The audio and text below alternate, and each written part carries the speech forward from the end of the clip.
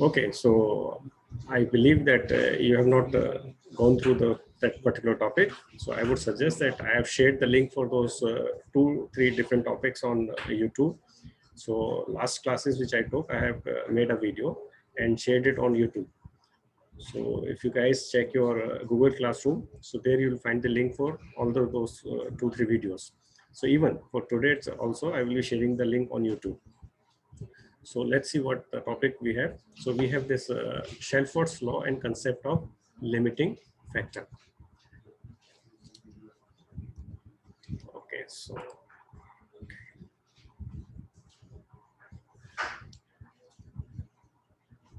Okay, so Shelford's law of intolerance. So this Shelford's law of intolerance was given by American zoologist Victor Ernest Shelford in 1911. So this particular law says that the survival of an organism is based on a set of conditions. So those sets of conditions, they should be divided into 3 different categories. So we can have those minimum conditions, we can have maximum of that, and we can have the optimum. So in a way, so let's say a simple example that I can give is, so let's say some animal, or let's say somebody, even like people like us. So if we want to survive through the day, we need at least, let's say some 50 or 100 grams of carbohydrates, some fat, and maybe some proteins. So that's kind of minimum amount. And optimum would be, let's say we take 200 to 300 grams of carbohydrates, some proteins and fats. And the maximum that could be, let's say 400 or 450 grams of carbohydrates, some fats and proteins. So these are 3 different conditions, 3 different amounts that would dictate our survival throughout the day without having much trouble, I would say. So let's say this kind of environmental conditions, they also implies to the organisms. So organisms, they are surviving extreme weathers. So we can call them as extremophiles, or those who are surviving the optimum conditions. Now, let's take an example of any area, let's say this Rajasthan itself. So here, what we see that the conditions are really dry. So organisms, plants and animals both, they are coping with the environment and are surviving. So it's not that all the plants and all the animals, they can survive or they can grow here. So we have a different kind of vegetation where these plants and animals are growing. So I don't know if you have gone through, let's say, some mountain areas or even like normal plains areas in our Rajasthan or near about areas. So let's say now the summers are going on. So during the summers, almost all the plants, they have just the spring has just been over and summer has started. So all the plants are green. So you'll see a lot of thorny shrubs, so lots of thorny plants, they are all green. And as the time passes by, let's say 1.5 or 2 months after, so most of the plants, they will be a little bit dry. You can see, even notice a temporary kind of wilting.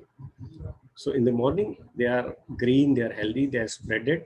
And as the afternoon approaches and by evening, there is a temporary kind of wilting. They tend to dry out because of the loss of moisture, loss of water. And again, in the evening, when the sun sets, they again regain that kind of, again, the plants are more green and more spreaded. So that temporary wilting is taking place. Now imagine after, let's say by end of June or first week of July, when the rainy season comes here.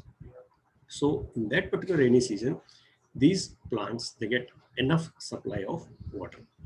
Now that enough supply of water will lead to the more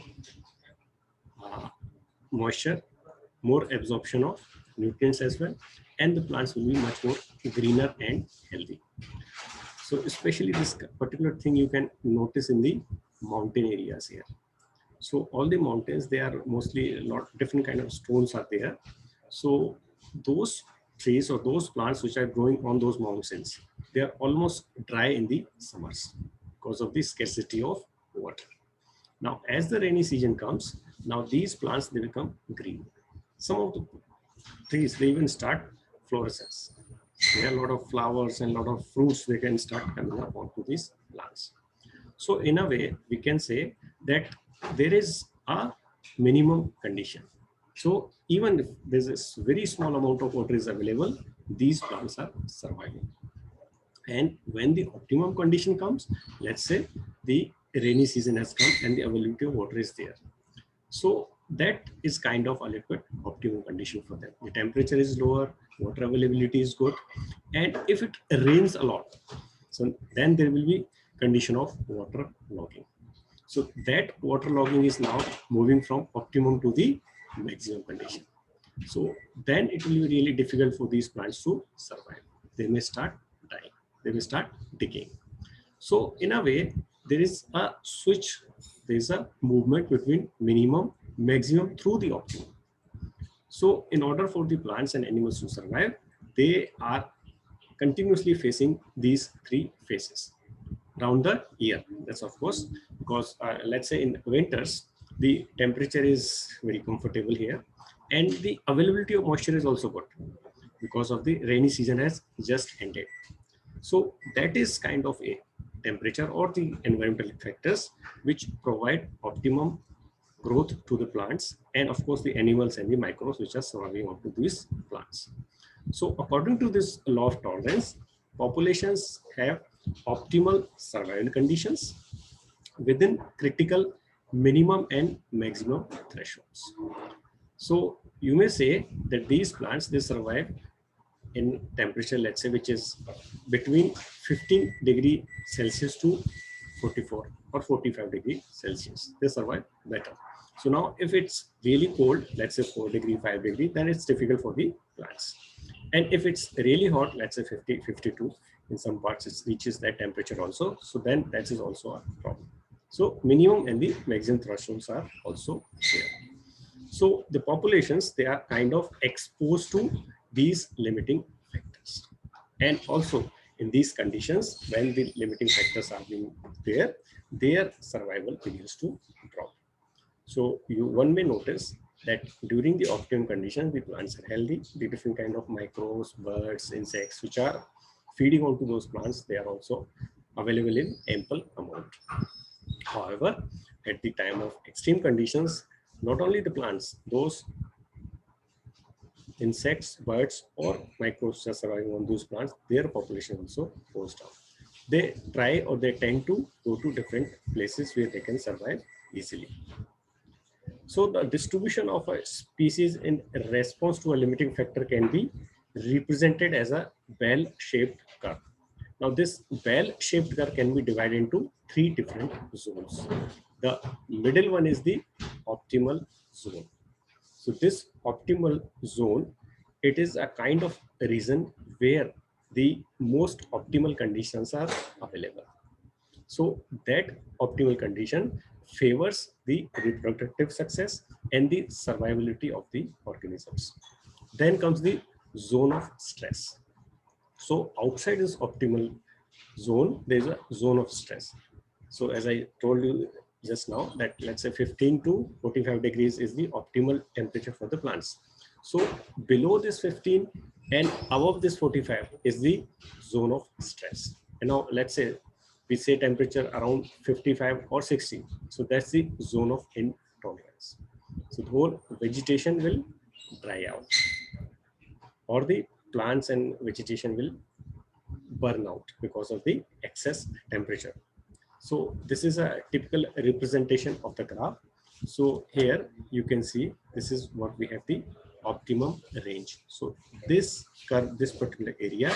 So here in this area we see this abundance of individuals.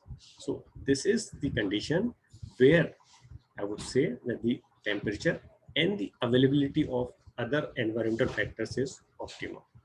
That favors the maximum growth, the maximum reproducibility of the organisms.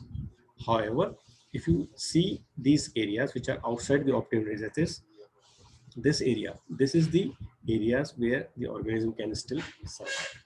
So these are the zones of stress, or the zone where the organism can tolerate that kind of stress. And now if you move outside this whole bell-shaped curve, there are no individuals are shown. It means that this is the area, or these are the environmental conditions where the temperatures or the availability of resources is really scarce.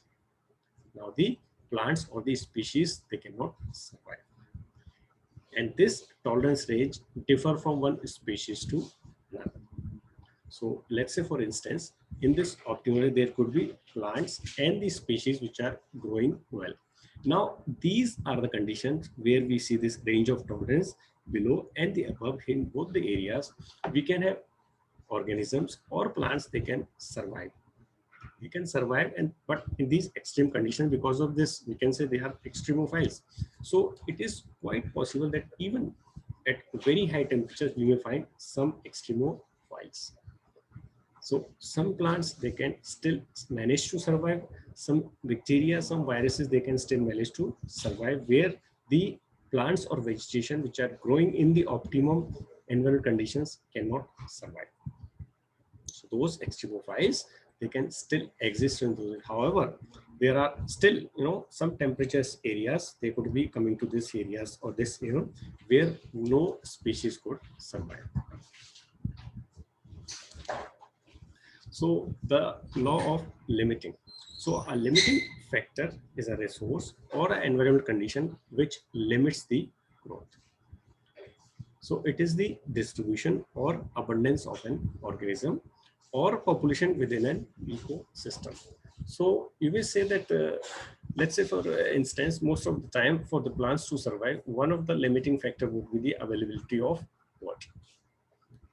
So if the water is available in optimal amount, there will be different variety of plants that will be growing. So in a way, we can say there will be more of diversity. There will be different kind of fruits available, different kind of flowers available, because of which there will be different kind of birds and animals that will be feeding onto these plants. So in all, there will be lots of plants and animals in this area. So there will be more and more diversity in that particular area. So in a way, we can say that here the availability of water is a limiting factor. Now it's not only the water, the temperature is also one of the factors. And also these temperature and the water, they may dictate the kind of soil quality. So this soil quality, temperature, and the availability of water, so all together, these three factors, they become limiting. So they may dictate what the vegetation would be, what will be the number of species that would be surviving in these particular areas. Now, these limiting factors can be either physical or biological. So they can be identified through a response of increased or decreased growth. So how one can identify is, let's say we can try to plant a specific plant species in an area, let's say in a nursery, or let's say in a controlled condition in a greenhouse. So in greenhouse, the temperature, moisture, and even the availability of the soil is controlled. So the plants, they can grow easily there.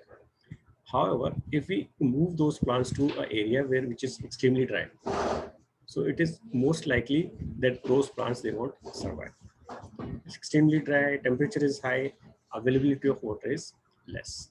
So in a way, we can say that these plants, they cannot survive, or they cannot grow in extremely dry and less humid conditions. So for these plants, we need more moisture and low temperature. So in a way, the temperature and the availability of water is a limiting factor. Now, biological factors, they could be biological factors. Let's say there's a plant which is being eaten by some cows or buffaloes. So now if these plants are freely available outside, if they are growing in an area, then definitely the cows and buffaloes or other animals, they will eat those plants. So if those population is in abundance, they will eat all the plants. And it will be really difficult for those plants to survive. So I don't know if you have noticed that nowadays there are a lot of wild cows are there. So these wild cows, one of the variety that we call is Nilgai. So usually they are kind of notoriously infamous that they roam around in large groups and they enter fields. So let's say if there's a crop of some wheat or rice or some other thing. So they are in huge numbers and they literally it destroys that farm. So they start eating, crushing those plants. So in a way, I can say that the survival of those wheat or those crop will depend upon the number of this nilgai. So that's a kind of biological factor. So when a factor is changed, then a necessary factor. So let's say in that particular area, these nilgai, they are prohibited to enter. So let's say somebody has made a fencing outside the farm walls. So now they cannot enter. So this biological factors which are already earlier dictating the crop, now they cannot enter that particular fence. So the crop will be better in that particular fenced area. Another reason could be, if you have gone to those different, people have they use drums, they use some clone or something like that, so that they can they scarecrow, so they can frighten the birds who eat the flowers and the seeds, or at times they can frighten the small animals as well. So this limiting factors, they are theorized under the Liebig's law of the minimum, which states that growth is not controlled by the total amount of resource available, but by the scarcest resource.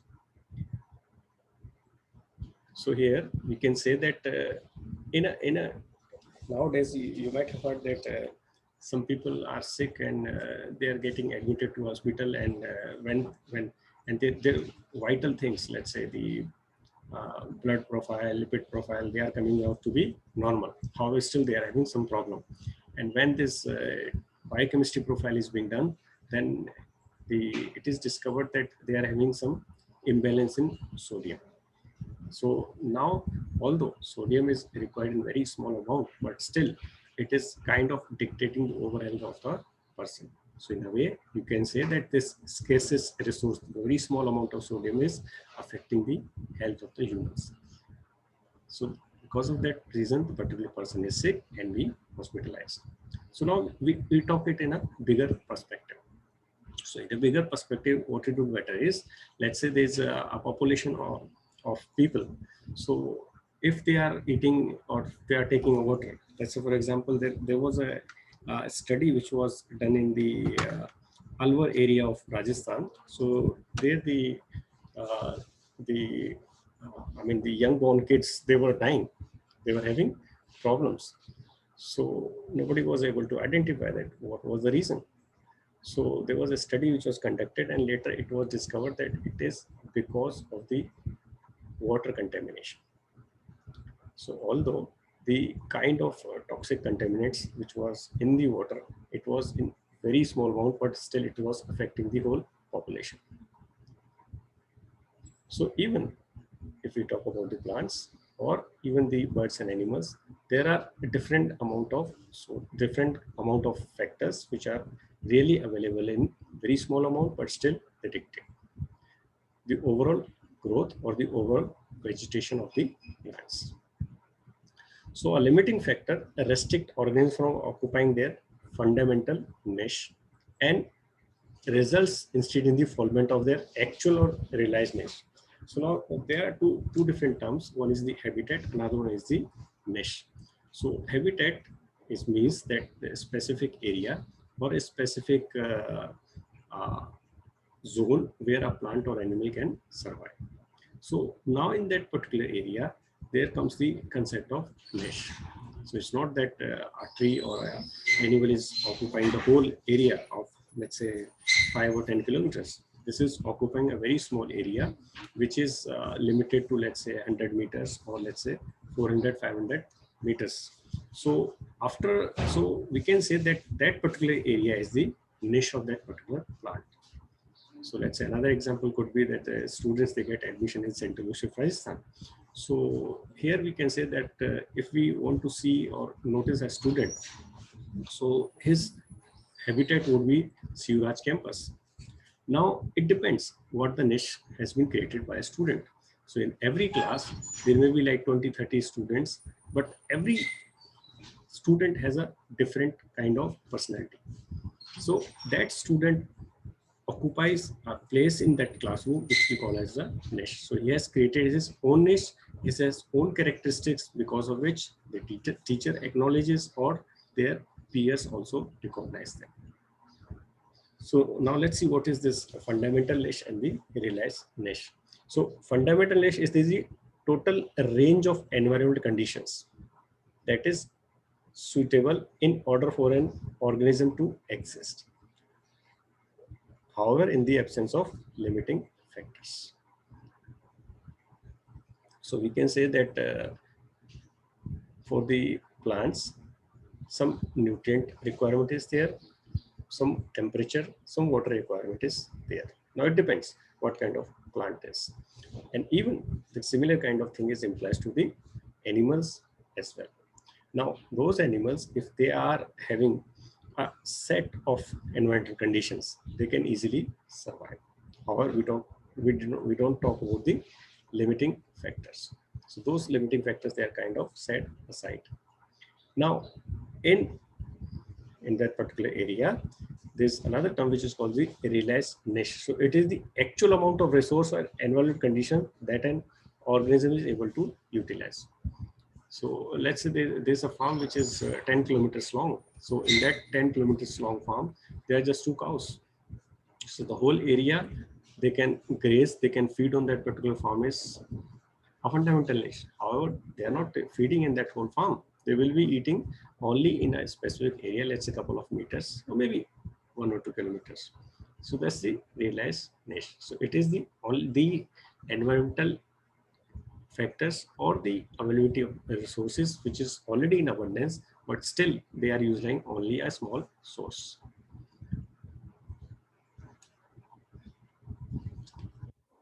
Okay, so this limiting factors, they depend on the different kind of factors.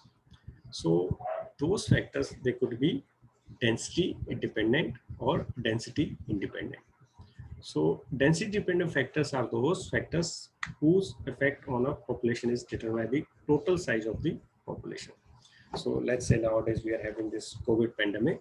So now because of this COVID pandemic, those areas or those countries where the population is really high, there it is spreading at a much larger scale as compared to those areas where population is less.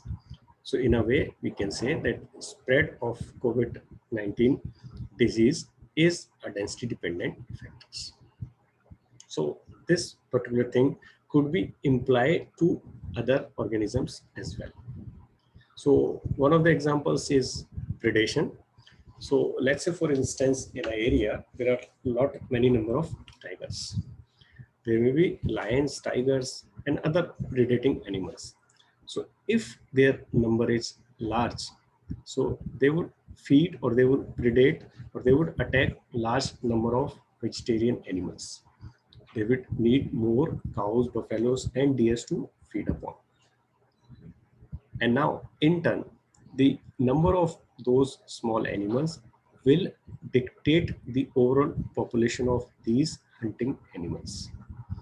So if the availability of, let's say, deer is very low, only few numbers are available, so they will be easily killed by those hunting animals, and after that they will be in trouble. So in a way, we can say that this population of deer will dictate the population of the tigers or lions. So, and all, it could be vice versa as well. If let's say there's only 1 or 2 tigers in the area, and there are thousands of deers. So now those 1 or 2 tigers, they can only predate on a very small number of deers. So it could be noticed that after a couple of years, the population of deers will be exploding in that particular area. So that is what the density dependent factors is. So as an example, disease is likely to spread quicker through a larger, denser population, impacting the number of individuals within the population more than it would in a smaller area. So this is what is happening nowadays. Now, second point is the density independent factors. So there are density independent factors. So it doesn't matter what the population is. So still those factors, they are not dictated by the population. So in a way we can say a density independent limiting factor is one which limits the size of a population, but whose effect is not dependent on the size of the population. So let's say, for example, any environmental or a natural calamity.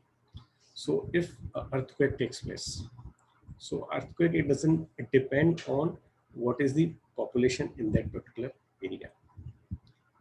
Although it may kill hundreds of animals, it may lead to the death of thousands of plants in that particular area. So their number would decrease, but the overall density or the overall impact of the earthquake will not be dictated by the size of the population of the plants or animals in that particular area. So there are different other factors there, like volcanic eruptions, tsunamis, drought. So they are different natural calamities. They may take place in that particular area. They may dictate the population. However, the availability of the population in that area doesn't dictate in return. So these factors we call as the density independent factors. So these density independent factors, they usually kill a large size or members of the population. It doesn't depend. It doesn't matter what is the actual number of those population. So if the population really dense, then maybe more individuals will be killed. If the population is less, then the less individuals killed. But of course, there will be effect on the population. So these limiting factors, they can also be split into further categories. So what are those further categories? Physical factors or the abiotic factors. So those abiotic factors, they could be availability of water, oxygen, salt, light, food, and nutrients. So now overall growth of plants and animals, it depends on these factors.